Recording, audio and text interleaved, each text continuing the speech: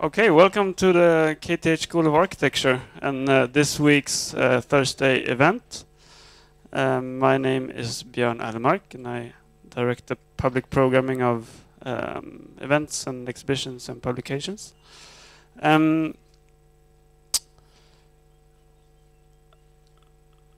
If you think that that the sound is too low or too bad or anything like that, try to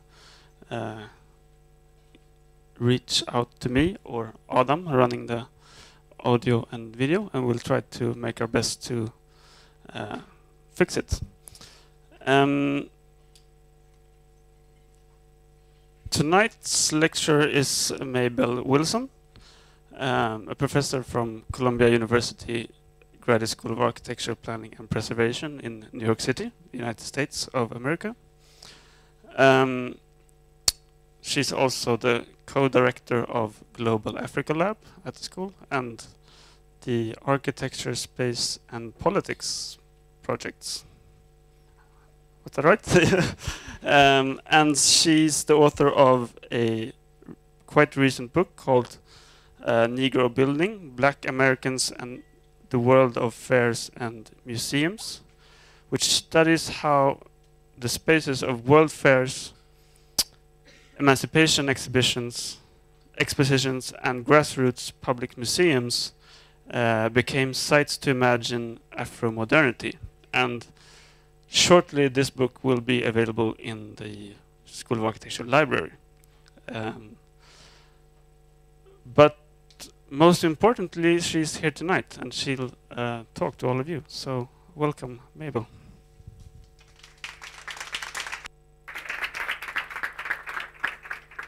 Great. Oh, perfect. Can you hear me okay? Yes.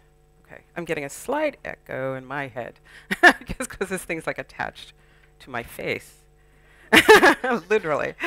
Thank you so much, Bjorn, for the invitation to come here. I'd actually never been to Sweden before and certainly have not been to Stockholm. So it's a real pleasure to be here. And Bjorn gave me an amazing tour of the city yesterday, and so saw quite a bit and talked a lot about, sort of the current issues in the city around housing and other things. So it's always great to go other places and to begin to understand on a global context sort of what's happening. And a lot of the issues here are very similar issues in New York City. I do a lot of work in Johannesburg, South Africa with Global Africa Lab, which is a whole other, it's more design research where we've been doing sort of we call it parametric data spatialization. And so we've been looking at a lot of the issues in Johannesburg, which somewhat issues around housing, access to public space, the politics of development. They have, all of these places have different histories, somewhat interlinked. But nonetheless, it's interesting when you start to work more globally, you start to see connections between places. So it's really great to become familiar with Stockholm, and also great to be here and see folks that I actually know. I didn't know I knew so many people here. Anyway, I just want to say a little bit about the background of this talk, and also maybe a little bit about my background. I am trained as an architect. I have 2 degrees in architecture, and I wanted to work on race and architecture, so I ended up in an American Studies PhD program. So I sort of have a background in that and have become somewhat of a cultural historian with this design background. I've practiced, I've built, I've worked for other people. I have worked on a number of museum projects, which is part of why this has become the realm in which I've been researching. The last major project I worked on was the competition for this museum project, the Smithsonian's National Museum of African American History and Culture. And I worked with Diller Scofidio Renfro. I was collaborated with them, really great landscape architect Walter Hood, and a big firm Kling Stubbins in DC on the project. So it was really great to work on that. So I actually also understand this project from an architectural standpoint, but I'm also interested in histories and kind of critical questions and commentaries about some of the things projects like these raise. And so I'm always somehow working between, sort of architecture, design research, and sort of critical examination and digging deep into histories. So this talk is actually taken from an essay on the museum, and it's actually in a book and an exhibition called Form, Heft, and Material, which is at the Haus der Kunst in Munich. It's an exhibition actually on the work of David Adjaye. So this essay is actually in the catalog, and it's curated by Okwi and Wieser, who is the curator for the Venice Biennale this year.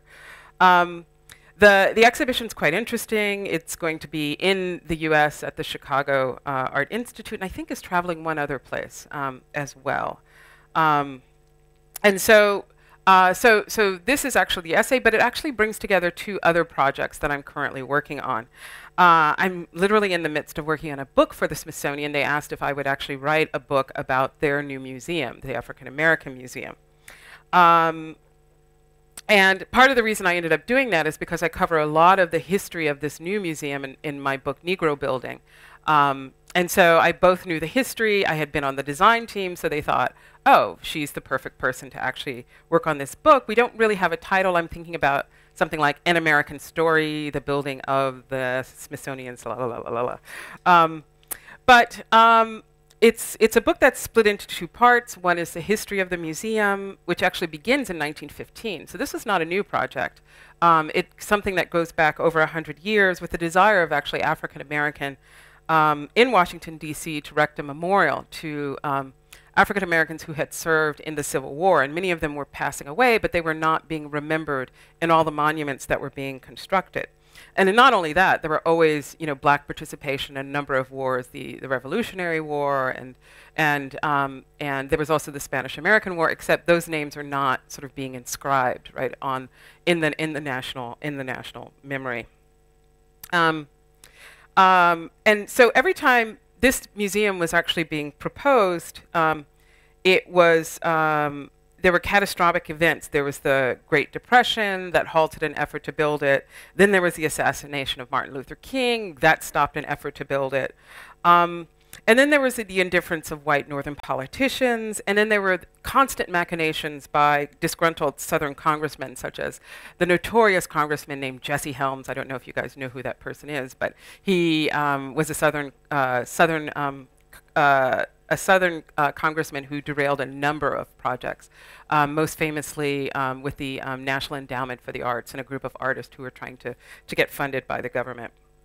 And so that sort of covers the first half of the book, and then the second half of the book really looks at and explores the museum, how it got built, and actually what it is. And it's a challenge to write about a building that actually doesn't exist, because they want this to be there when the opening comes. And so it's going to explore how the architects conceptualized the building, the construction process, and then the various components. There's something called the corona, which I'll talk about, the porch, which I'll talk a little bit about in my talk. And so it'll give the general public a better sense of the architecture and the history of the institution. And so that's something new for me. I've never written anything like that that's really going to have a more broader audience. I typically write for an academic audience. And the other book that this is related to is called Building Race and Nation: How Slavery Influenced the Civic Architecture of Antebellum America. And this is really the first book-length manuscript that studies the new nation's civic spaces. So this will start at 1776 and go up to 1850. And what I'm interested in doing is trying to compare the architectural, urban, and political histories of the first 75 years of the United States. It's a manuscript that will draw from many, many different disciplines. And what I'm really trying to understand is the early conceptualization of racial difference. I mean, the concepts that we understand as race are really a mid-19th century. It gets defined in the 19th century, the middle of the 19th century, and I'm interested in, all right, so what's going on that really starts to bring these things together by that period. And so I'm trying to understand how racial difference was fundamental to the creation of what I'm calling the modern self-determined subject, capable of reason and action. And so this is the American citizen. And that these national subjectivities were also constituted in comparison to what they were not. And that was enslaved Africans, and I would also include Native Americans within that. So the core material of Building Race and Nation, which will analyze several buildings, institutions, and sites located in Washington, D.C., Virginia, Pennsylvania, Maryland, it will try to help us understand how emerging racial ideas, particularly during this post-Enlightenment period, influence aesthetics, the aesthetics of architectural form. So architecture is very central to this, the technologies of building, and early principles of city planning. And this book will further examine topics of race, nation, and progress that I explored in Negro Building. And so, so this project is sort of the kind of theoretical basis for this. And so this is why I talk a little bit about the origins of the Smithsonian, which is one chapter in this book, in the talk I'm going to give today. So both of these things are really in process. The book for the Smithsonian is actually due in July, so I shouldn't be here. And Building Race and Nation, I'm actually going to be at the Center for Advanced Studies in Visual Arts, CASVA, at the National Gallery in Washington, D.C. for the year. So I'm going to be using archives and working on that project then. So I would appreciate any thoughts or comments you might have, since both of these are works in progress. Okay, so other monumentalities. The Smithsonian Institution, founded in 1835, took 20 years to be realized as a monument to the United States' commitment to the creation and dissemination of knowledge about what constitutes America and who is American. Okay, so I just wanted to show you, this was in February 2015, and so I had a tour of the new museum that's going up on the mall. And I'll tell you exactly where it's located, which is very interesting. And so they're now starting to put on the skin, which is a double skin.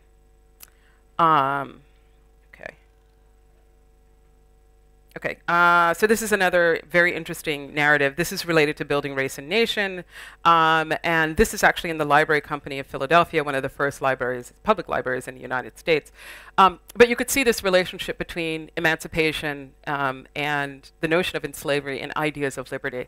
And this is a very large painting that sits in the Library Company. And Philadelphia was a hotbed of abolition.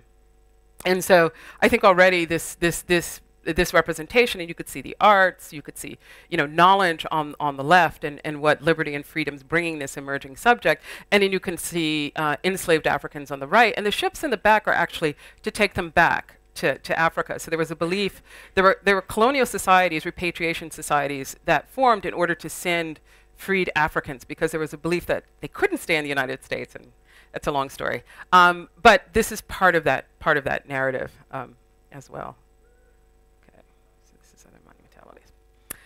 Okay, so the Smithsonian, which was founded in 1835, took 20 years to be realized as a monument to the U.S. Commitment to creation and dissemination of knowledge about what constitutes America. So the larger nation as a kind of space, but also who were these subjects, who were Americans, right? Because this is the emergence of the nation, which is very important. In its ideological and scientific mission, also positioned a distinct American culture as foundational for the public spaces emerging in and shaping the nation's capital. In his lengthy treatise, Hints on Public Architecture, which was published in 1846, Congressional Representative Robert Dale Owen wondered how the architecture of the Smithsonian might embody the nation's moral character and how it might establish a unique national style representative of a modern society, one guided by scientific and artistic advancements. The new public institution would collect, study, and display. Owen concluded that certain conditions set down as essential in any character, any style of architecture that shall justly obtain in our republic the character of national. And all of these things were to be suited to climate, utilitarian nature, and affordable for the government of a still young republic. And so this is also from that where he starts to talk about the point at which architecture, this idea of a national character of architecture would be fundamental. So this is really where they're thinking, what is an American style specifically? So by contrast, the Smithsonian's National Museum of African American History and Culture, an idea first proposed in 1915 as the National Memorial Building in honor of black soldiers and sailors, will have taken over 100 years to open its door. What might constitute an appropriate national style for a public institution was vociferously debated at the founding of the Smithsonian in the mid-19th century. But is the subject still relevant today as the Smithsonian completes this National African American Museum's construction on the National Mall and opens the museum in 2016, a half-mile away from the original Smithsonian building known as the Castle? Designed by a team led by David Adjaye, the new museum will realize directors Lonnie Bunch's vision that to help all Americans remember, and by remembering, stimulate a dialogue about race and help foster a spirit of reconciliation and healing. Bunch's project of a critical memory plumbs the official history of the nation, a history shaped in part by the Smithsonian's 19th century commitment to progress. As a report made at the time of its founding states, the institution of the mission was to, quote, promote the discovery of new truths, end quote, among men. Bunch's contemporary critical reflection posits raciality as a central thread in the formation of the nation's grand historical tapestry, woven from mythologies of exceptionalism and heroic representations of great deeds. Equally central to the new museum's mission will be emphasizing the centrality of African American contributions to American history. To fulfill this aim, it's important for us to perhaps think about in what ways does Adjaye's new museum create the space for a counter-archive and present itself as a counter-monument to the original Smithsonian's legacy as a nation-building project. Moreover, if the Smithsonian's founding mission was to discover and represent the nation's cultural character, then why did it take so long for the cultural production of peoples of African descent to be fully incorporated into its collection and represented in its galleries?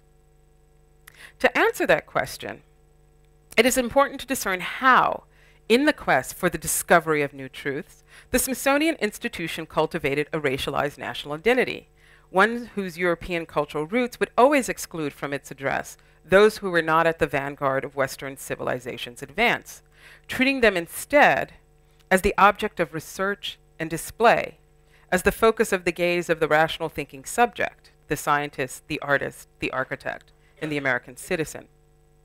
With its unique double-clad bronze corona wrapping its interior and public galleries, how does Adjaye's building critically challenge and complicate the readings of identity, race, and culture implicit in how the nation was represented and imagined through the Smithsonian's original mission, structure, and architecture?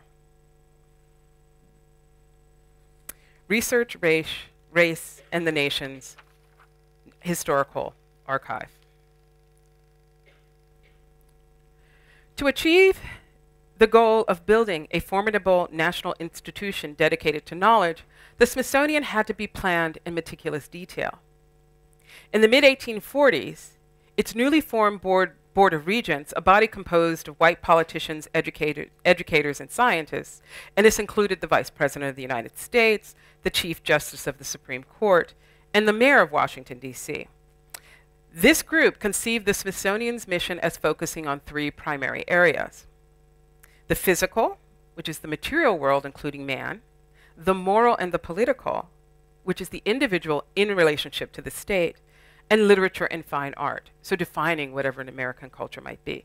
And I should say that the Smithsonian actually began because there was an English scientist and landowner that actually left the money to the US government. So that's why, so that's the origin of the Smithsonian. And the US government didn't quite know what to do. I think it was $400,000 at the time. So they didn't quite know what to do with the money. So it took them some time to figure it out. This was in 1825. So it took 10 years to figure it out. And so they established the Smithsonian as not as a museum, but actually as an institution dedicated to science and research and the dissemination of that knowledge, which would also include the fine arts and culture.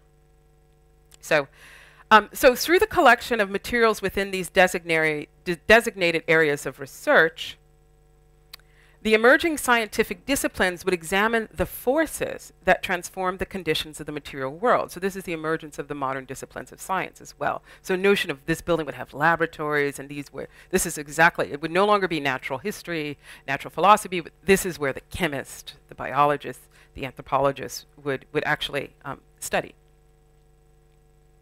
In other words, learned men working in the field and in the Smithsonian's laboratories would study how the nation's rich flora and fauna, mineral deposits, human populations, and cultural productions had changed over time. So these are the forces. These are the innate scientific forces and historical forces that were changing things.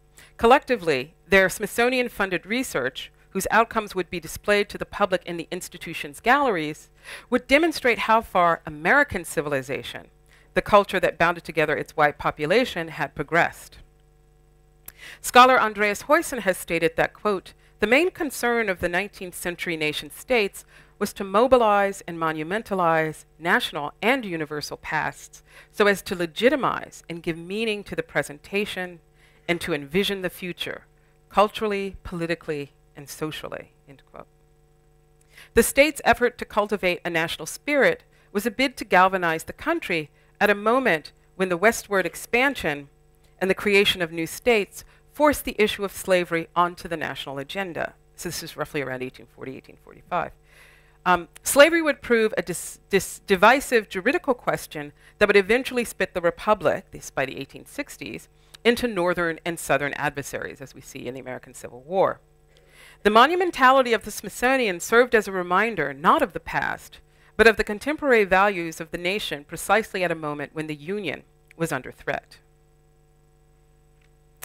The 19th century public museum, as scholar Tony Bennett has argued, arose alongside schools and libraries out of the government's need to mobilize forms of culture as new technologies of power. A multivalent exhibitionary social space, the modern public museum would not only proffer cultural representations to increase public knowledge about the nation, but it would also function as a sphere where the activities of those visitors granted entrance into the museum's galleries could be cultivated, observed, and regulated according to new norms of public behavior. The Smithsonian's founding mission deployed what Denise Ferreira de Silva's calls the analytics of raciality. This is her term for how the Enlightenment and post-Enlightenment's quest for the truth of man in Europe and in the United States produced and represented concepts of human difference that formed the foundations of racial science by the mid-19th century. In her rigorous review of modern epistemology, De Silva charts how the play of reason brought the modern thinking subject, in this case the American citizen, into representation in 19th century history and science. Over the course of the Enlightenment, the evidence of human difference revealed by repeated colonial encounters was used to rationally separate human existence into two camps: minds who think and bodies that labor. Methods of comparative analysis and taxonomies, first conceived by natural historians and philosophers, juxtaposed objects, and at times, including buildings, to discern differences in their nature and the universal laws that govern their behavior. So what are the distinct forces that are actually bringing differences in character and form? So this is not in Glidden's Types of Mankind. So this is a very influential text on racial science.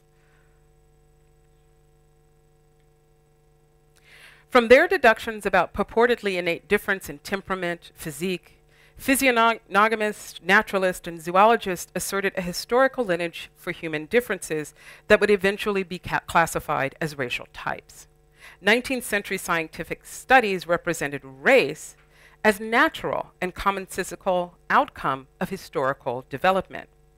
These emerging discourses transform race, which originally simply referred to collectivities of blood relations, into the racial, a scientific concept of universal human difference. De Silva strategically links racial subjection to global subjection when she writes, quote, "It demonstrates how the productive weapons of reasons, the tools of history and science, institute both man and his others as global historical beings." So the sense of being in the world, literally the world is being mapped, but also being in time. So one can be primitive or one can be civilized and advanced. When these characteristics of differences in mental and physical aptitudes were placed into a developmental framework of world history, and more specifically national history, they produced signifiers of human difference: the European, the American, the Negro, the Hottentot, and so forth, that confirmed what racial groups were civilized and thus advancing culturally, and what racial groups were primitive and thus frozen in time. These categories were also central to a narrative of progress that located humans in different epochs of mental, hence moral, capability, and in different moments of social and cultural development. From this analysis, it was deduced that white Americans and their shared European ancestors would leave civilization forward. And Africans and Native Americans, with their innately inferior moral abilities and primitive cultures, would need guidance toward becoming civilized, if, in fact, that were all achievable. So that's somewhat the parable of the Samuel Jennings painting, in the sense that they were not able to be civilized. They had to go back to their native climate in order to be able to advance. Explorers and research who undertook Smithsonian-funded expeditions spatialized concepts of racial difference as they aggressively recorded, collected, and mapped both the domesticated landscape of the American nation and its untamed territory of its frontier, the latter subdued by violent military incursion into what maps labeled as Indian country. Once the gathered artifacts, maps, drawings, photographs, and research logs were studied in the Smithsonian's laboratories on the upper floors of the castle, their findings would be presented in displays of specimens and artifacts, along with, for example, taxonomic paintings of Native Americans hung in the building's public galleries. So this is, for example, this was from one of the the first report actually, on the Smithsonian. This is from 1857. So this is a laboratory of natural history. This would be in the upper levels of the Smithsonian. This is the chemical laboratory. This was the library. And so you could see that the public would actually have access on the ground floor, and they could witness the production of knowledge, right, as the researchers would occupy the upper level stacks. This is the apparatus room. Again, you could see the public actually watching these machines. And this is the museum. So this is when things have been studied and then put onto public display again to the public. So part of the Smithsonian's mission was not only to study, but also to study and produce new knowledge, but also to disseminate that knowledge.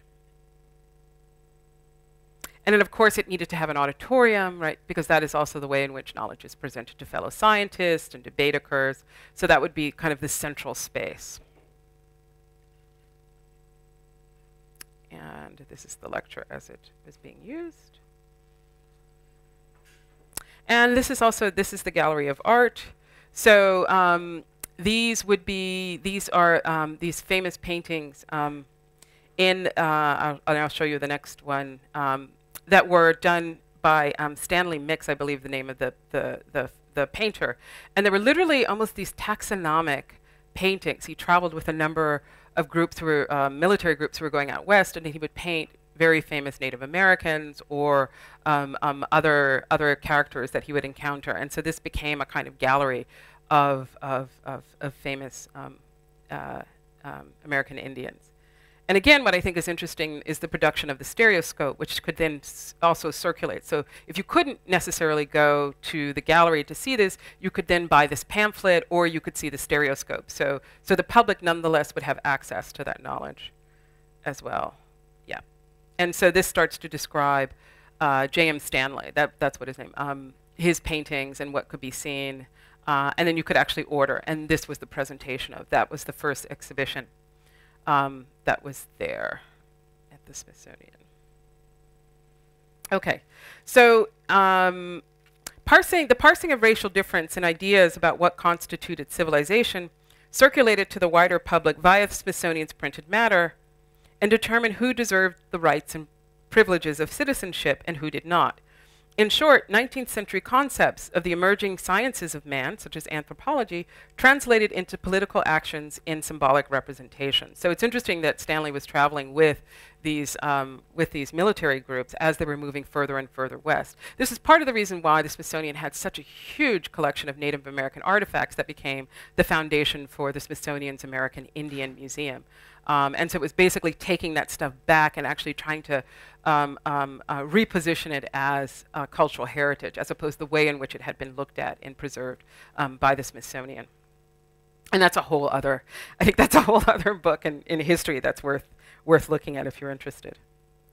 So in what national style should we build? As a member of the first Board of Regents and Congressman from Indiana, Robert Dale Owen, recommended that the new building depart from the neoclassical and Greek revival style of architecture that dominated the first 50 years of construction in Washington, D.C. Now, Owen was the son of Robert Owen, a Welshman who owned textile factories in Scotland and immigrated to America in 1925 to found New Harmony, a utopian socialist experiment on the plains of Indiana. The senior Owen envisioned an architecturally ambitious structure designed by Stillman Whitwell that organized life in the settlement where property was communally owned. The junior Owen, who opposed slavery and supported women's rights, worked with his father to establish a community that espoused equality and used education, a particular form based on the pedagogical movement called Pestalozzianism, as a collective force to raise the mental and material conditions of each member of the group. Now, Owen, the junior Owen, boldly proposed that the Smithsonian needed a new style, a style reflective of the nation's future, in order to supply this new world with an architecture of its own. Owen reasoned that architecture was an art of utility, thereby identifying a central tenet of emerging modernism. He suggested that what he called the Norman style, a revival that merged late Romanesque and early Gothic elements, that he believed represented a more defined, pure development of structure and form.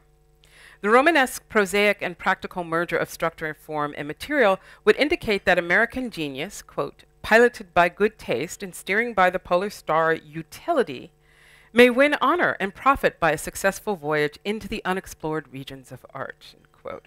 So he was thinking very pragmatically that utility was the thing that had to guide the style that was emerging, that was fundamentally an American sensibility. The Greek revival style utilized techniques of construction and material, such as the post and lintel, suited to warmer climates, where the arcuated Romanesque could be understood as uniquely Northern European style, adapted to the climates and culture of Germany and England and the United States. Style, Owen implicitly argued, should be rooted to a race of people in a particular place at a specific time. And so you can see the Smithsonian just off to the left.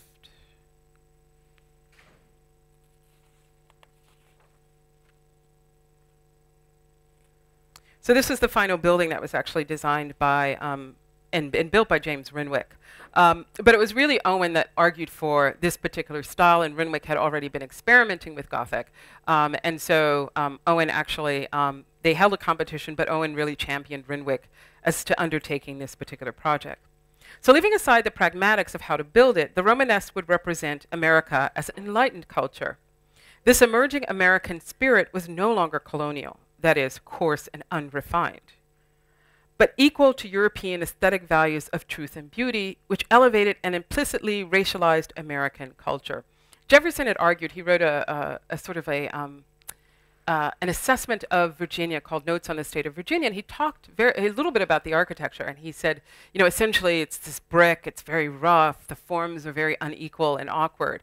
And so he was highly critical of the American colonial style, and in fact, when he did his first building, which was the State House in Virginia, which is based on the Maison Karim in Nîmes, he actually hired a French architect and hired a French model maker to basically import this back into the US. So there was this sensibility that Europe offered something more refined that Americans had not figured out. And this was in the latter part of the 18th century. But still, there was this sense of, well, maybe this Greek revival is not necessarily what we're looking for.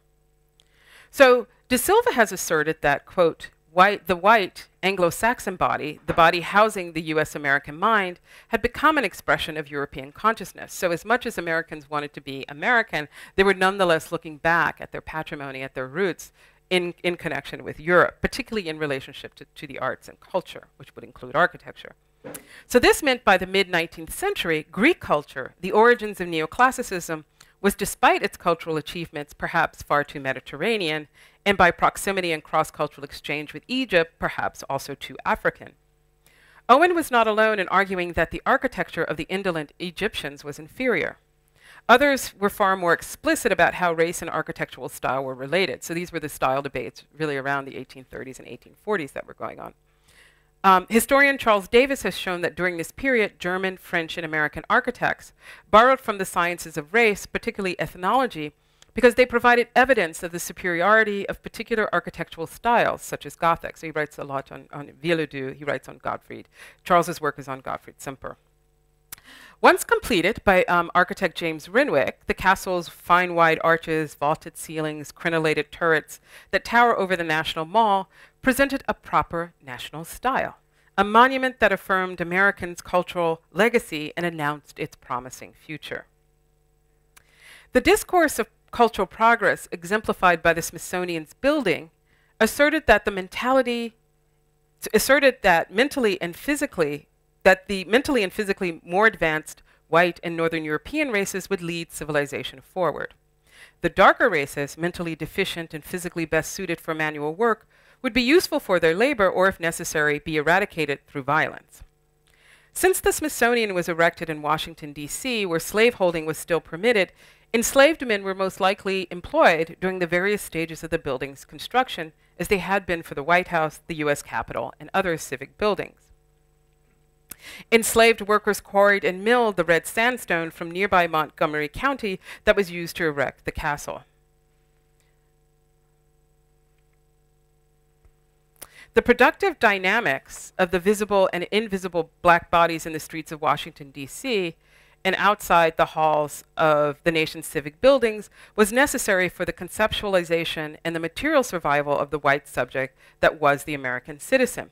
And so this was an abolitionist broadside from 1836 talking about Washington, D.C. as a slave market and what was actually going on in the city. Even though this was the nation's capital, it sat between two slaveholding states.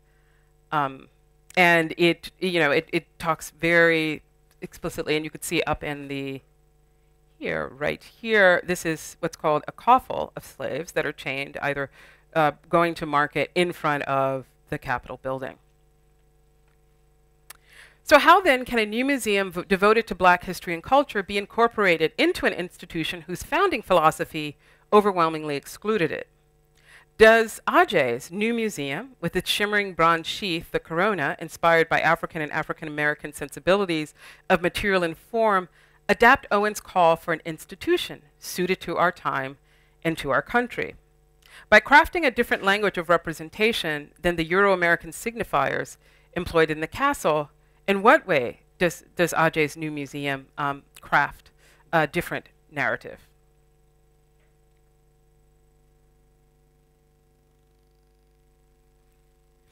So the new museum joins the Smithsonian's constellation of 18 museums and research facilities. While some might see the new museum as an autonomous entity dedicated to the collection and display of African American history and culture, Adjaye insightfully understands that the new museum resides within an existing institutional context of national collections. He also recognized that the new building occupies the overdetermined terrain of the National Mall, where the Smithsonian's branches, including the American History, the Air and Space Museum, the Museum of Natural History, the Fine Art Museum. It's also near the National Galleries, both the contemporary and the historical ring as well. And so these all define the symbolic axis between the stately U.S. Capitol and the obelisk of the Washington Monument. So the Capitol is down on this end, beyond this, and so this is actually the Washington Monument. And in fact, this actually sits on a territory defined by the National Monument. So this in and of itself was a fight to even get this building placed here. But this is the American History Museum, and the original castle sits right there. So that's the relationship between the castle, Renwick's castle, and the new museum. So as an archive of national patrimony that promoted white racial superiority, the Smithsonian at its inception deliberately disregarded the contribution that peoples of African descent had made to the formation and expansion of the nation. In response to that legacy, the new museum's mission will be to engage cultural memory to help all Americans remember. So it's a kind of recuperation of a lost history. To enunciate what had been silenced when the Smithsonian's National Archives was selectively assembled. And so what's interesting is that this is the Museum of the American Indian, which sits here. And that was possible precisely because the Smithsonian had an archive. So it was reconstructing the archive. But for African Americans, the Smithsonian collected nothing. Very, very, very little. And it's only really been within the last 30 to 40 years that the Smithsonian has had an active to try to basically get many, many, many different artifacts of that history. So in a way, it's constructing a whole sort of new philosophy of collecting as well. So this suggests that the National History Archive is no longer the powerful mise en scène of modernity that it once was. A counter-archive like the new museum will become what Andreas Huyssen describes as a memory archive and an active place to, quote, imagine a future and to regain a strong temporal and spatial grounding of life and the imagination, end quote. Adjaye's new museum also mobilizes memory to craft a counter-monument and other monumentality that counteracts the tendency for memorials and monuments to incite forgetting rather than remembrance. Prior to the formation of the new museum, Black Americans had created various forms of counter-archives to the national institutions that refused to grant them status as modern subjects and citizens. In 1913, the activists and sociologists W.E.B. Du Bois, for example, commissioned Black architects Vertner W. Tandy and George W. Foster to design a Neo-Egyptian style pavilion, the Temple of Beauty, for New York's National Emancipation Exposition, a 10-day exposition celebrating the 50th anniversary of the liberation from slavery. The pavilion sat within the 12th Regiment Armory, a large hall located in the San Juan Hill neighborhood of Manhattan's West Side. As a counter-archive, the pavilion, which was embellished with hieroglyphs and Egyptian detailing, housed artworks that recounted African American survival of enslavement with dignity and their heroic role in defending the nation, along with other contributions to the nation's history and prosperity. Now, Du Bois used the Temple of Beauty as a backdrop for his sweeping Pan-African pageant, The Star of Ethiopia, which narrated a visual history of Black achievements in both American and world history. Intent on correcting the perception that Black Americans had no history worth representing, Du Bois's spectacle of 1,000 performers narrated the long and auspicious history of peoples of African descent, a history that began long before emancipation. Critical of the limits that American nationalism had imposed on Blacks, thereby impeding what was called then racial progress, Du Bois proposed a robust Pan-African solidarity as an alternative space of national belonging. So if you couldn't belong to the American nation, perhaps one could craft a kind of Pan-African, a sort of African diasporic national solidarity. Like the Negro buildings and events at previous emancipation expositions, the Temple of Beauty and the Star of Ethiopia aim to inform the Black counter-public sphere and the dominant white mainstream public that Black Americans had progressed since enslavement, thus recounting a history not represented in mainstream museums or expositions, because this is the era of the World's Fair. As a tactical political space, the Emancipation Exposition's counter-archive represented evidence of Black advancement that attempted to reinstate social equality and civil rights that the brutality of Jim Crow segregation had drastically curtailed. So this is all happening precisely when Jim Crow segregation and the violence of lynching is incrementally, taking away the rights guaranteed by the Constitution of Black America. So this is 1913, 1915. But equally significant, Du Bois's selection of a Neo-Egyptian aesthetic posited an alternative African origin for world architecture, an alternative to the Euro-American Neoclassicism that dominated American civic architecture and had even been used for what were called the earlier Negro buildings. These 19th and 20th century counter-archives created by Black Americans, spaces that were temporary due to Jim Crow segregation's unrelenting regulating force, laid the foundation for the permanent museums dedicated to African American history and culture that began to sprout up in the 1960s and now will include this new museum. So when I wrote Negro Building, what I was interested in, I found these things in the archive, and I was just like, what is this? And they were fascinating because they were temporary, and because this was Jim Crow segregation, which is spatial policing, the fact that you could build something at an exposition and it would be torn down means that you cannot claim space for a lengthy period of time. And so I realized if I were going to understand the history of an institution like this, I had to find these sort of temporary conditions of architecture. So it was really fascinating to see how many of these things kept basically being built. So there were at least 8 Negro buildings. So it was like they were building the same thing again and again and again over a period of about 40 to 50 years. So these 19th and 20th century counter archives were temporary because of Jim Crow's segregation.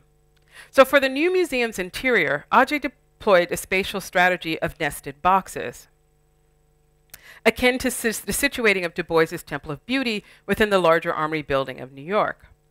Now, he experimented with this sort of Russian doll spatial strategy in his design for the Museum of Contemporary Art in Denver, which was completed in 2007. So this shows you there's the skin, and then there's these sort of boxes nested within the skin. So peeling back the new museum's layers, the bronze-coated aluminum cast screen of the corona forms the outer cladding, which is that, and then this is actually the enclosure, so that's glass. And you could sort of see that this is nested. These are the upper galleries, and this is the auditorium. And so these are meant to be this sort of precious box with these objects sort of cast, suspended within them. So the corona forms the outer cladding, a glass curtain wall encloses the museum interiors. Adjaye nested the triple-height history gallery, the culture galleries, the auditoriums, and other spaces where the public interacts within the exhibitions and attends at the concourse level below grade. Among the enfilade of galleries, the water and light-filled void of the contemplative court, which sits here, offers a contrapuntal moment of stasis, a choir interlude for reflection. The galleries for temporary exhibitions are located on the 3rd and 4th floors that sit behind the corona. On the ground floor, the central hall was conceived as an urban space where people could gather and as the interface between the concourse and the corona. As the structure of the entire building is carried by 4 widely spaced towers, so here and here, so these are basically the main service towers. One enters here, this way, and these are the primary circulation here, which goes up in here, and then there are elevators within these 4 pillars. So the central hall is this large gathering space. As the structure of the entire building is carried by these 4 widely spaced towers, it is the column-free space with a dominant north and south axis connecting the porch with the oculus of the contemplative court. And so that is the court, and this is the porch that sits here. The ceiling, this is the space, will consist of a forest of suspended timbers whose ends describe a continuous curve, gradually dropping toward the center of the space. This plane forms a textured underbelly to the public galleries ensconced on the upper level. Adjaye previously incorporated this gesture of the curved ceiling in the Nanjing House, located in a remote neighborhood outside of Nanjing, China. In that project, 3 curved concrete planes draw light from above into the long living space. The curved planes contain the bedrooms, and bulging downward, they compress the section, drawing the exterior into the interior. So these are also somewhat nested, but there's also this sense of the compression of space into these sort of public spaces. This is the everyday, more private space. So back at the museum, this gesture pulls the exterior, the public cladding of the corona, to meet the interior surfaces of the museum's galleries. Quote, architecture and the interior enfold around one another, as theorist Sylvia Leventh has said of the autonomous interiors of contemporary buildings, to quote, produce the ever surprising and still new experience of the perceptually new and experientially singular. To quote. At the new museum, the interior public spaces for the performance of collective memory that rewrites natural history unfolds to meet the public space of the National Mall, which in turn projects an alternative and evolving national identity, an encounter that will always create the perceptually new. Within the institutional framework of the Smithsonian, so this shows you the porch, and so that space basically drops, and then you sense that space pulling in. And it's almost as if you go back to this section of the building,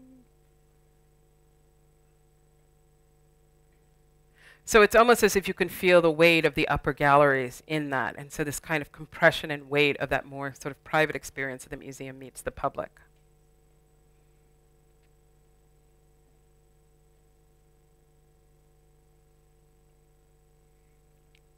Within the institutional network of the Smithsonian, one that has been 150 years in the making, Adjaye's new museum, particularly its exterior presence, challenges the established conventions of national architectural style and meaning.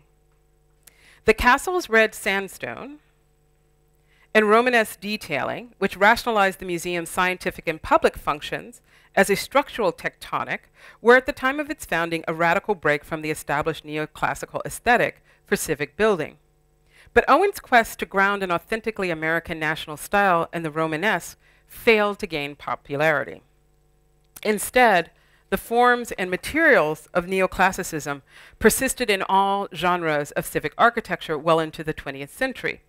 A survey of the mini Smithsonian Museum buildings show how the marble temple of the National Gallery's West Building, that's to the left, designed by John Russell Pope, and the abstract classicism of the National Museum of American History, which was built in 1961 by the firm McKim, Mead & White, echo the Greek revival of the iconic halls of government, such as the White House and the US Capitol. Although the acute triangular volumes of I.M. Pei's early modernist East Building for the National Gallery, built in 1981, boldly break from the rectangular temple of the neighboring parts of the museum, the building is clad in the same pink Tennessee marble of Pope's West Building. So there's a kind of shared, aesthetic of marble and even specifically exact same marble, these buildings. On the south side of the mall, SOM, Skidmore, Owing & Merrill's chief architect, Gordon Bunshaft, wrapped the hulking cylinder of the Hirshhorn Museum in precast concrete panels. These panels were fabricated from an aggregate of pink granite, thus giving the spare modernist volume a monumental appearance comparable to that of the other museums that line the National Mall. Architect and theorist Mark Wigley has written that the perfect material is stone. Why?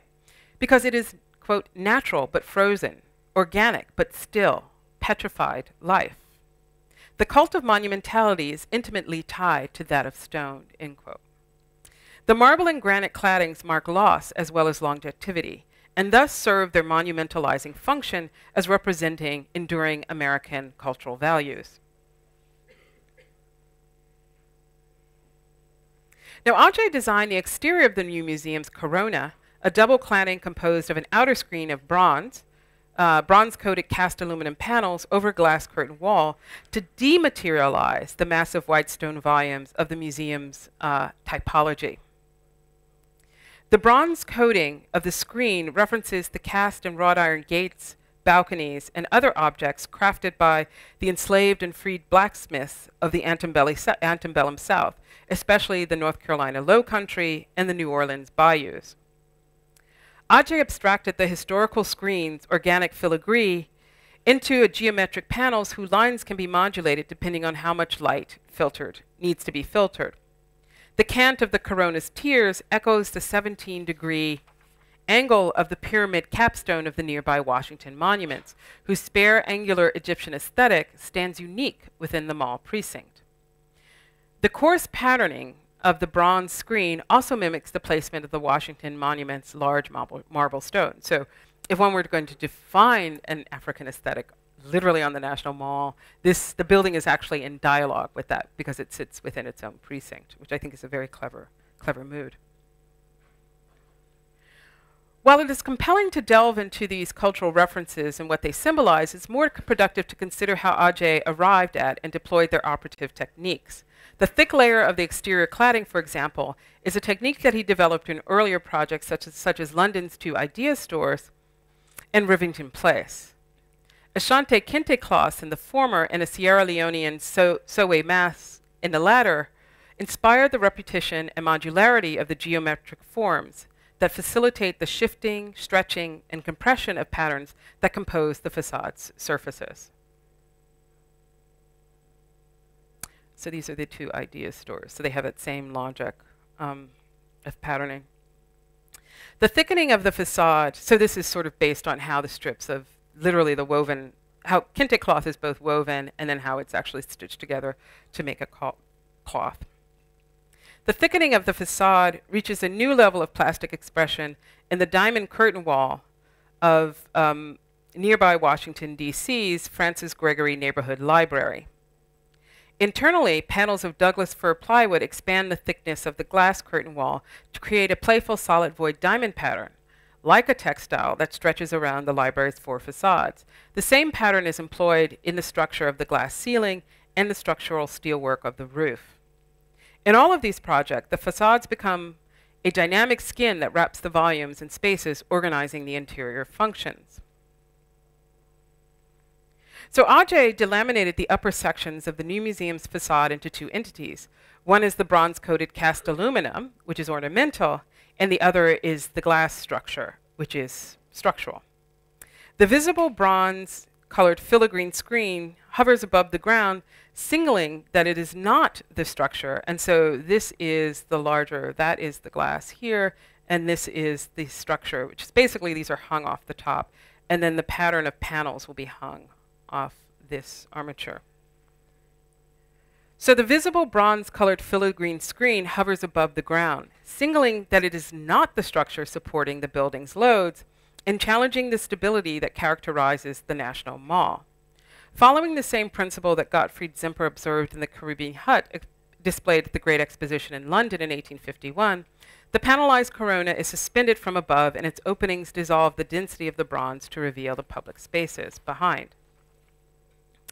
Visually, the corona subverts the classical tripartite division of base, middle, and cornice that organizes all of the other nearby buildings. And this is something, if you've been on the National Mall, you'll notice that they all sit on plinths to negotiate actually a sectional difference between one side of the mall, particularly along Constitution Avenue, which is where the mall will be built, and then the National Mall. So the plinth negotiates that sectional shift, and then there are these sort of masses that sit on that block. So adjacent to the massive white marble edifices that rise above atop their grand stepped bases, the bronze surface of the corona shimmers in the daylight as it delicately floats above the landscape, and at night, illuminated from inside, exposes the interior volumes. The new museum's doubled veil destabilizes the monumental language of the Smithsonian museum type. The representation of an enduring unified national identity is no longer solid and sturdy, but dematerializes before our very eyes. It awaits an active definition from the fragments of knowledge about African American contributions to national and world history that we gain within the spaces of the museum's counter archive. The new museum building by Adjaye both challenges and amends the racialized representations of national identity that haunt Washington, D.C., from the U.S. Capitol to the Lincoln Memorial. From inside its galleries, visitors will imagine the American mythos of liberty and freedom as they gaze out across the capital city's symbolic landscape, one fraught with its own history of slavery and segregation, now made visible by Adjaye's intervention. The new National Museum of African American History and Culture will be a museum not only suited to our country and our time, but more importantly, with its African American sensibilities, it forms a living monument built from our complex and interconnected world. Thank you.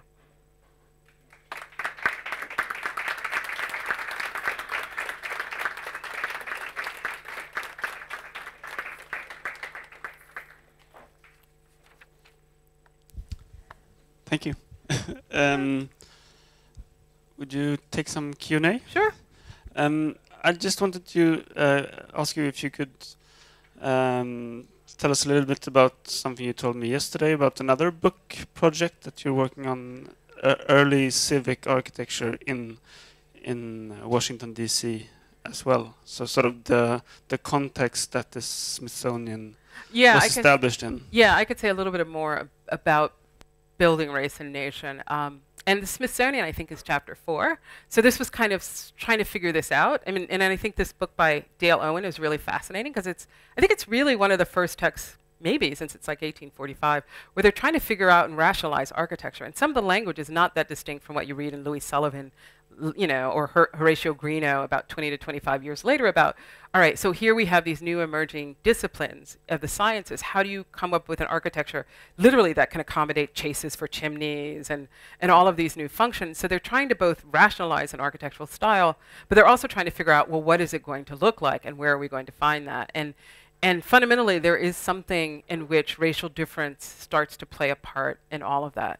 You know, another example, you know, that the book will look at is to both understand the questions of aesthetics, which is very important, like what constitutes beauty in this period, which is very, very, very important, and how that is also being influenced by racial thinking in that period. So there's an aesthetic to it, and there's a way in which democracy, freedom, liberty are all being represented in these architectures, but they're literally being maintained, built, everybody who works in them. You know, the whole city is essentially running, a good part of it's running on enslaved labor. And so what I want to understand is the paradox of that condition. But I'm also interested on the architectural side is understanding what did it mean to have human property as something that actually worked to build. Like, so it's not yet a worker, right, that's being paid wage labor, it's an enslaved body. And so how are technologies of construction actually being thought through that kind of labor? So it's to think about technology in a particular way and to start to think about aesthetics as well. And so that's why I wanted to look at this period where none of this stuff is really clear. I mean, the nation hadn't quite industrialized yet, particularly in the South, which was still depending on large farming and plantations. And Washington, D.C. is within that region. And then, you know, it hadn't really industrialized in that way, which doesn't really happen until maybe mid-century. And so I think this moment is very formative in a way. So, yeah, so I'll be writing about stuff I just thought I was bored out of my mind in school. You know, like William Thornton and building the nation's capital, and Thomas Jefferson. I mean, just like, I went to University of Virginia, which Jefferson designed, so it's also my revenge on my alma mater. But the way they talk about this stuff, it's like, oh, and it just, and you know, Jefferson ran a plantation, and everybody who went had slaves, and they stayed in the, you know, so it's all a part of how these places worked, but because America, which is what this museum, has never understood its own relationship to that, and basically said it's buried, we're beyond that. You know, I don't think it's never fully understood how many of these things were actually, you know, operating through these systems.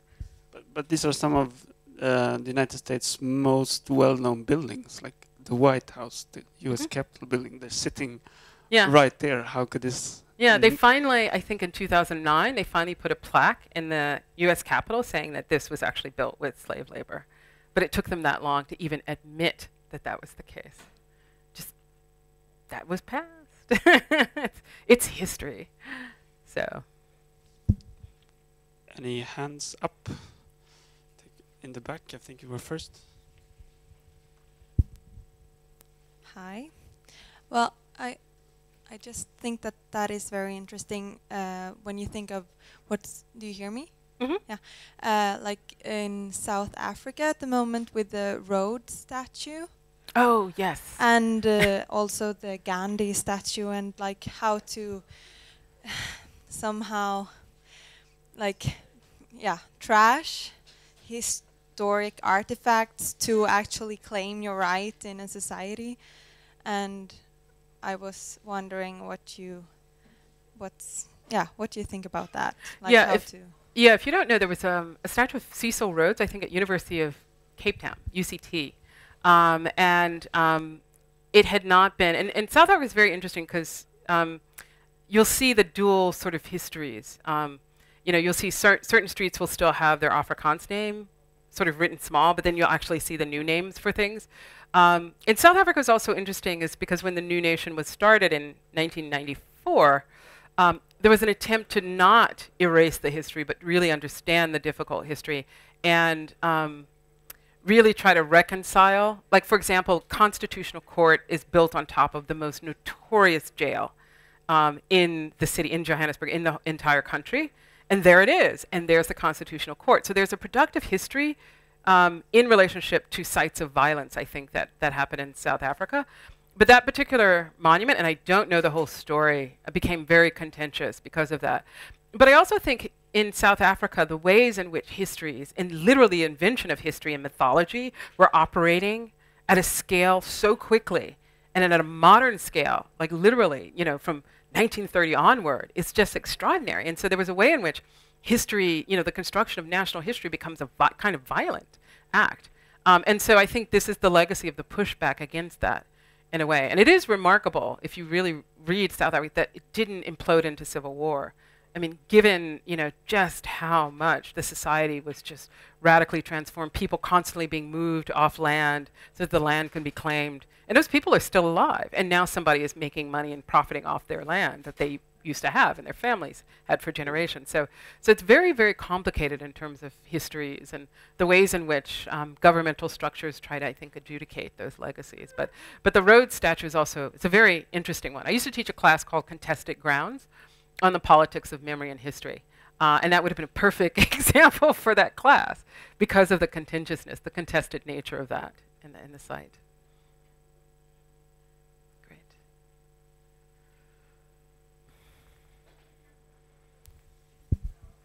Thank you, Mabel. That lecture was absolutely awesome. It was really, really interesting work. And I don't know if this question is actually a little obvious, but as you were speaking about the relationship between the Smithsonian as a chapter and then the broader framing of the book, it occurred to me, because you very, very beautifully kind of explored the way in which the materiality of the new building kind of plays on its signifying capacities in order to tell this story.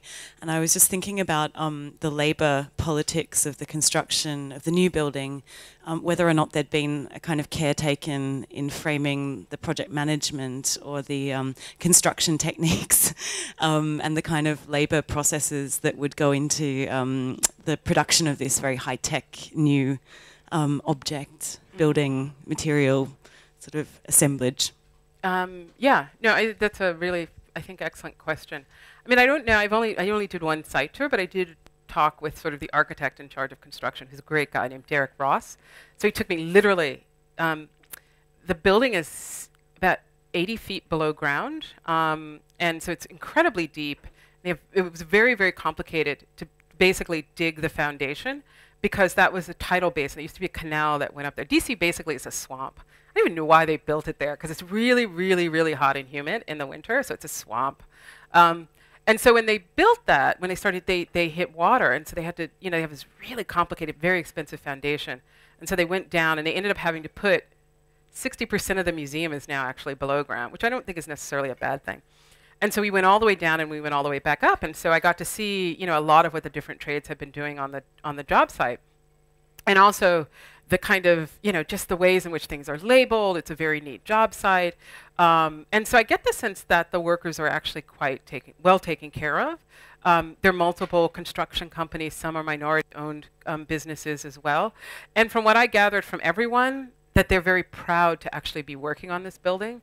Everybody is. That people are now competing to be on the maintenance staff of the new building. They had never done this because so many people want to work on this because they feel that it's such an honor. Because it's very rare. I mean, the American Indian was a new building. It's rare that you would get these new buildings that were done. So people are very, very, very honored, and they see, you know, that this is a very important historical project in a way. But you know, I'm not there every day, so I don't know what the politics are between the various. But I do think it's perhaps a good model for, you know, how one should treat its workers, in a way, which is not necessarily the case in job sites around the world, as we're finding out. So, which is a whole other project, if anybody wants to know about that I work on.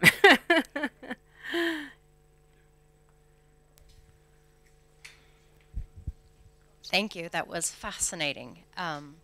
It's a completely different kind of architectural history than I was taught at Columbia. And Helen, you asked somehow, part of my question, it was so profound in your analysis, the way that this history-making, nation-building project was sort of essentializing notions of climate, and therefore geography, therefore race into specific styles. And the notion that also then different one of the foundational conditions or climates of America was this economic condition of slavery. Then it's very interesting, and that built those other styles, you could say. It would be so interesting to analyze how aware he is in counteracting those economic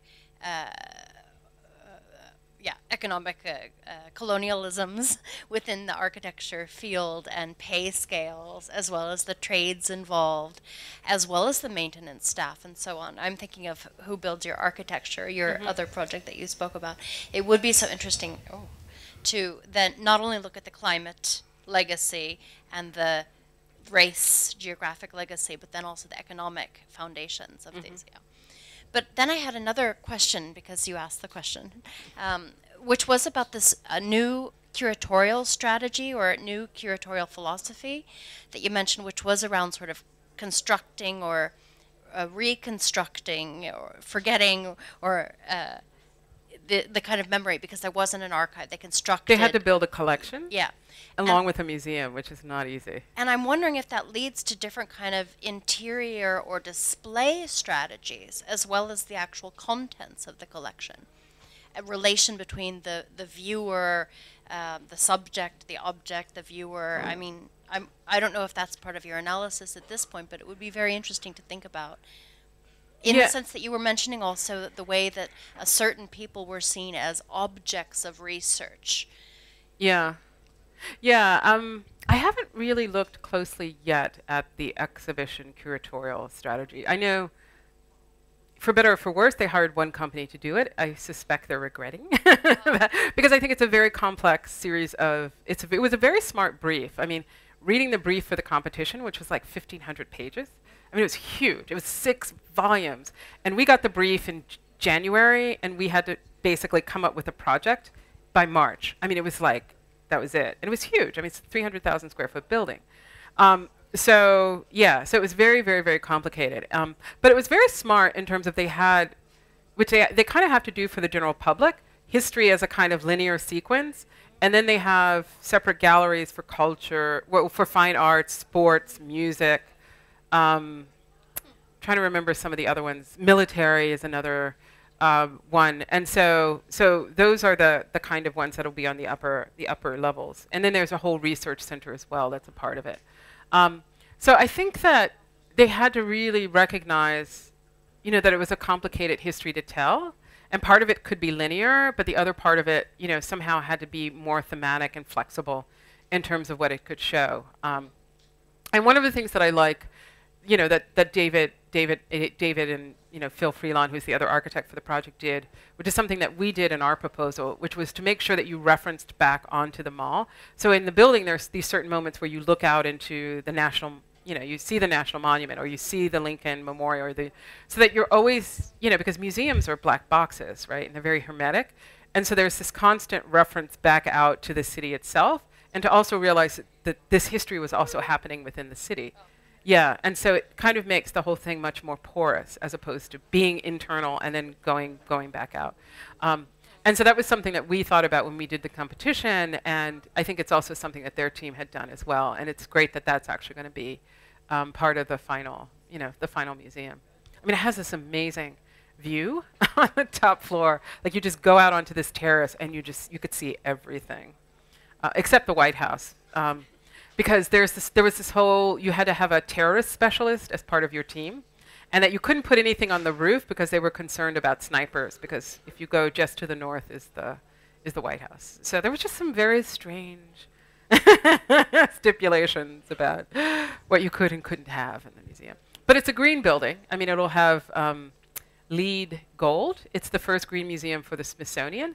The landscaping, they're also experimenting with something that's called SITE. So it'll also have a green landscape component as well. So technologically, it's very advanced. So it's going to push the Smithsonian forward with that as well, which I think is very admirable.